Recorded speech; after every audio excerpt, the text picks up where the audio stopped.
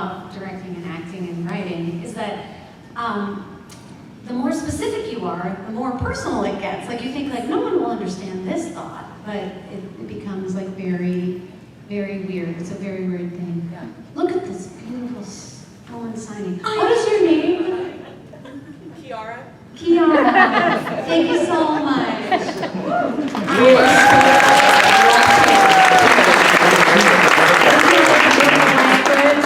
I feel so grateful that I spent a lot of time learning ASL for some show I did.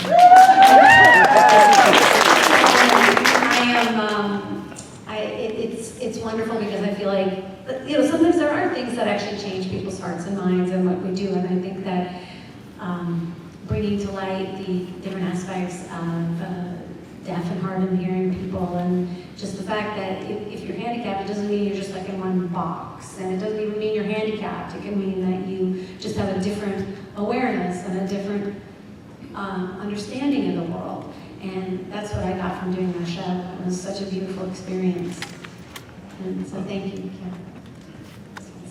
And then we get to experience that because of that work. So that's the best, right? I love that kind of stuff. Everything that you have said has sparked so many questions for me so far, so this is fantastic.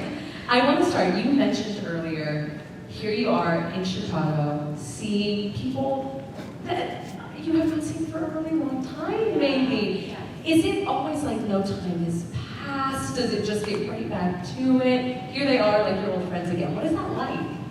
So weird. Well, it's so lovely, and it's such an amazing thing to share, such an experience. I think that there's energy in the world, that goes out, and I think that we all are like little lassos of that energy, and when we're all together, it's a bigger lasso. And so it's just lovely, and it's true that once you love someone, you never stop loving them, So it's just a joy to be with people that you love and experience and celebrate the work that you did. Yes, absolutely. Yeah, after all that time, boom, here we are again. And people still love it. That's always, that must be crazy. There's so many people that love work that I've done that were not even born when it was created. I mean, look at right now.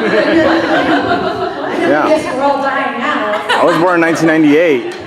So I know how that feels. Back to the Future, 1985. That's a really powerful thing, and sometimes I think one of the reasons a couple of my movies from the 80s are so beloved is it was like a very unique time, and the first time in history where you could actually own a movie, like own it and put it in your hand and stick it in a machine and play it whenever you wanted.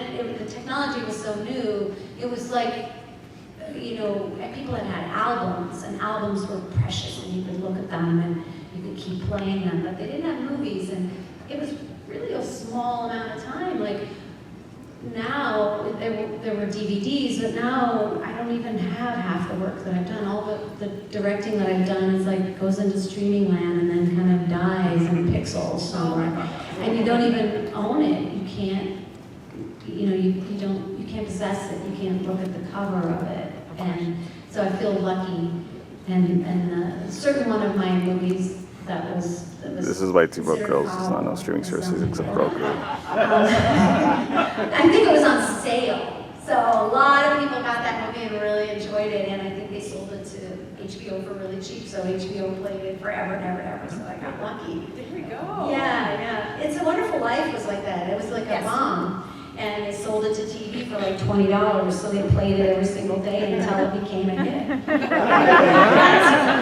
It's an interesting marketing strategy.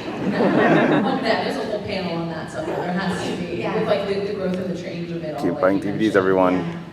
You also mentioned earlier, before we even begin to get into all the directing things, because I'm so excited to hear about that, the travel. I mean, that is one part of the work that you do that I think so many of us are interested in. Because, listen, some of us only like Chicago, maybe nowhere else. So what is the craziest place that you ever checked your email or looked at your call sheet and said, we're going where and for what? You know, I don't have that as much as my daughter Zoe Deutsch. Oh, really? My daughter Zoe Deutsch. One of her first movies was a movie that was supposed to be set in Montana, and she shot it in London. And she shot another movie in London that was supposed to be Boston. And right now she's shooting a movie in Ireland that's supposed to be Detroit. I'm like, what is that all about? Right. But England for Montana was the biggest stretch. Like, how do you do that? It didn't make money, so that was That's definitely London, right? No, they were like, oh, it's a castle. They needed a castle in Montana. I was like, all right, a lot of those exist. I have a double wide Montana, though, I gotta tell you. It's the truth. Yeah. So jumping way back, was acting always the plan? Was that something like from day one that you're like, this is what I want to do? Or did it just kind of happen? Which sounds crazy to say, but it's like, did the dominoes kind of knock down in that order that you're like, here I am, what is going on? Yeah, I always wanted to be a ballet dancer, and yeah, I was a ballet dancer. I was. My oldest brother was a ballet dancer, and I just everybody in my family was in the Nutcracker, and I wasn't. So I wanted to be a ballet dancer, and I almost made it. I was like 20, and I was in the Pennsylvania Ballet, and then I went to New York, and I just realized I wasn't going to be good enough. So weirdly, on the same day in New York City, I was offered a callback to a musical, a spot in the Ohio Ballet, and an off-Broadway play. It was so weird. It was like this, like everything. There was a confluence of weirdness, and I picked the play. And so that's how I became an actor. And I did my first audition for film was for a Burger King commercial, Ooh. and I got that. And then I just, things went from there. And so I kind of learned mostly on the job. But being a dancer is a really great way to learn a lot about discipline, about hard work, about disappointments, about, because it takes 10,000 hours. I mean, it really does take a long time to be good at something. So really the thing is if you want something, you just can't give up. You just have to keep at it. Because no one's first draft of any play or movie or book is perfect. No one's first take is perfect. Well, sometimes mine. But it does take a lot, and for any young people out there, just know that you have to keep working at something, and oftentimes the thing you think you want the most is not what's in store for you. And so a lot of times it's about finding what you're really good at, what you're really good at, and then just working and working until you're the best, and then you're gonna really love it, and then it's your dream. And that's kind of what happened to me with acting. I was accidentally really pretty good at it, and then I just kept working at it and working at it. And then I was lucky to start directing, which was another thing that kind of just all the work that I had done as a dancer and as an actor and as a singer, it all kind of came together and really informed my directing and made it something that I really love to do. I just love directing. And I've been so lucky And writing? as a dancer and an actress and a singer and as a director to do really different styles. Sometimes you get stuck in one thing, but I've had the opportunity to do, big, ridiculous comedies and science fiction and, as a singer, like country western or Broadway and an English accent or, Ronnie Raitt or, so I feel so blessed because that's been my idea of a good time, is to try to conquer different styles and, different genres. And, as a director, I got to direct Picard, and I very thank you. I can say that word. I got to direct 2 episodes of that, and I've been She also acted in directing for 18 years, but that was really great because that was my first favorite TV show when I was a child, and it really Yeah, it really shaped my whole Star Trek: The Next Generation. worldview, science Wait, fiction. And no, there's Star Trek. when I Just when I continued edited series. it and they put in the music and my name came up, directed by Lea Thompson. They dropped in the dun, dun, dun. And I was like, it was like the best moment of my life because I never, a little tiny girl in Minnesota without even a TV. I didn't even have a TV. I had to go to my friend's house to watch TV. I never would have ever thought that I would be directing that, like a car chase with Michelle. Welcome to direct one of my movies, Leah. Anyway, and also I got to take them back in time. And obviously I am a time travel expert. Back to the Future.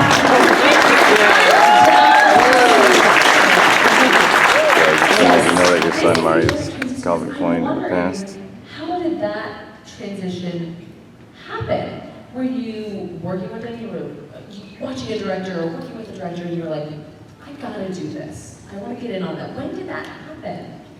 Yeah, well, even when I started directing, there were very few women directors. And so that was one thing I was thinking, one of the great things about the things that are going on right now is that stories, the same people telling the same stories about themselves and their friends gets kind of boring. But when you get new perspectives, different people from different cultures, and women, and young women, and older women, you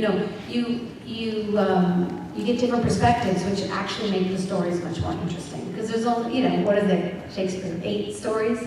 Yes, exactly. And so, the only way to shake it up is to put in a different perspective.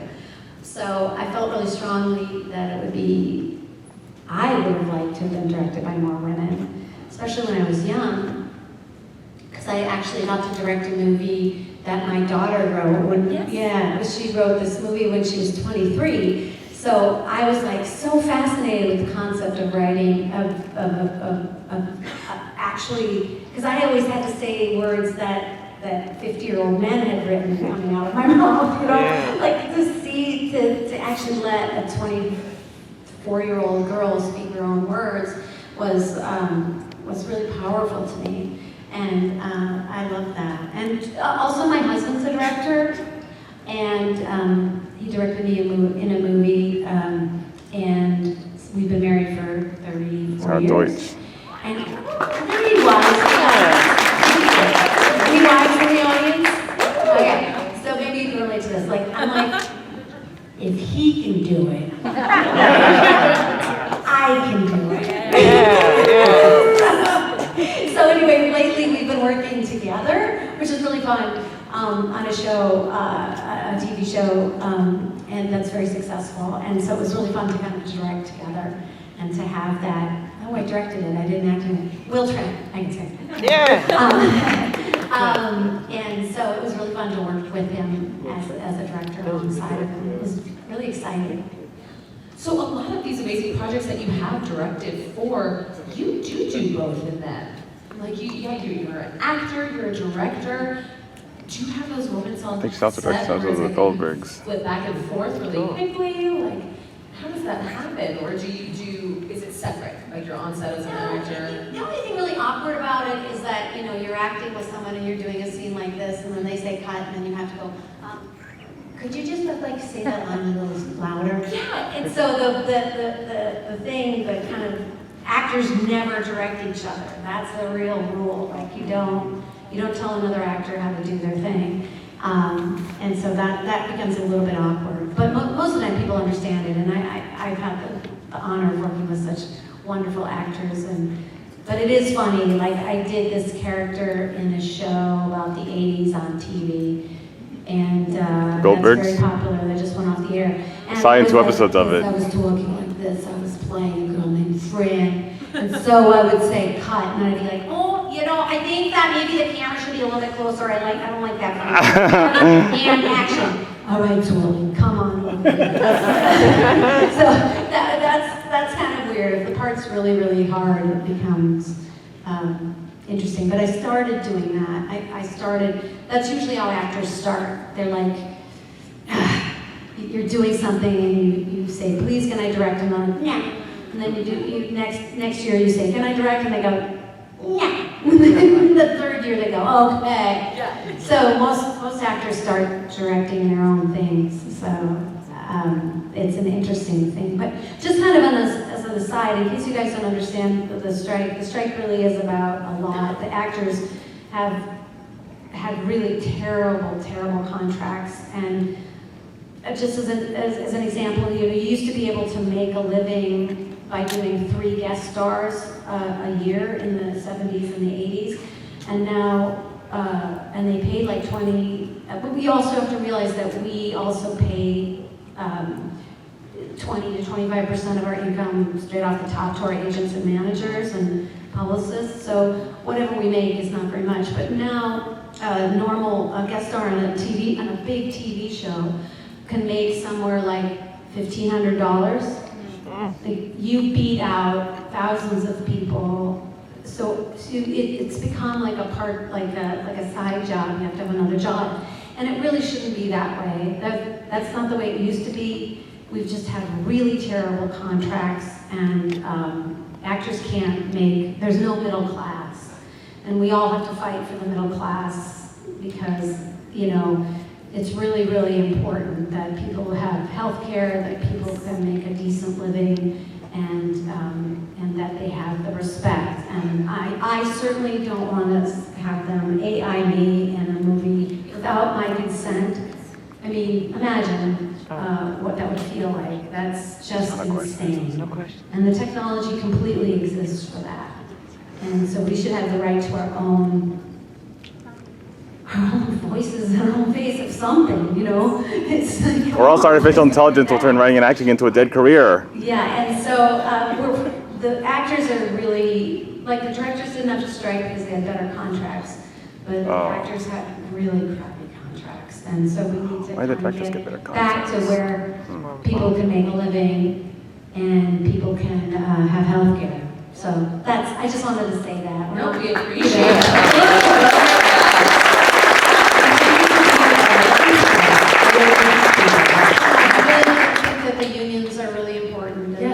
This is why we need your help. Treated well.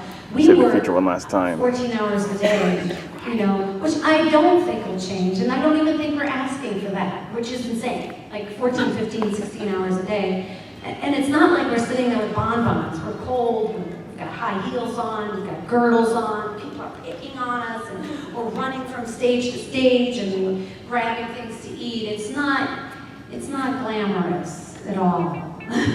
So I just wanted to say that to y'all, that it might seem weird that we're not talking, but we are trying to support our union, and I really believe in it. So thank you. Thank you.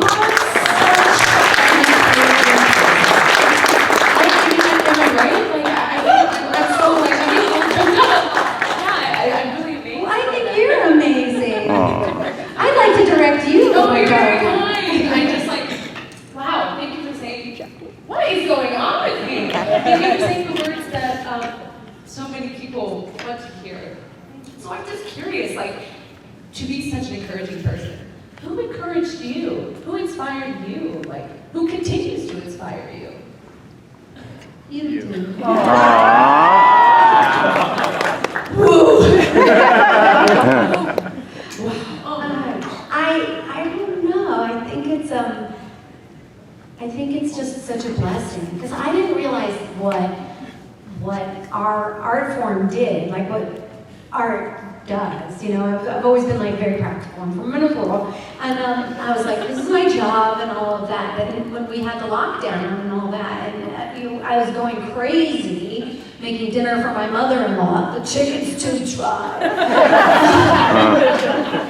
100 times. I was like, oh, I'm gonna binge watch something, with my husband. Of course. And then I was transported, and I was like, oh, I get it. Life can be a real drag, and life can be really hard, and these are hard times that we're all living through right now. And that to escape, and also to see to walk a mile in another person's shoes, or even just to laugh. Yes. Just to get out of your own self is a blessing, and it's a worthy occupation. So that's why that's what I got, which was a little late in the game for being an entertainer since I was 15. But I did appreciate that, and so many of you come up to us and tell us things like that, and I now can totally relate, and am so touched, because I realize how important it is to be able to kind of just like get out of yourself and just stop thinking and to see a different point of view. And also to share the experience, you know. I haven't seen Barbie. Oh, yeah. Oh, I know. But you know, just to be in a shared experience with people is something that human beings really need, you know, to stay alive. And we're so lucky now, like, I think that moment was such a light bulb for a lot of us. Like, I was like, how lucky are we to literally have an escape literally at the touch of my finger? Yeah. Because of this work. Like, that's amazing. Yeah. I think it's incredible. Yeah.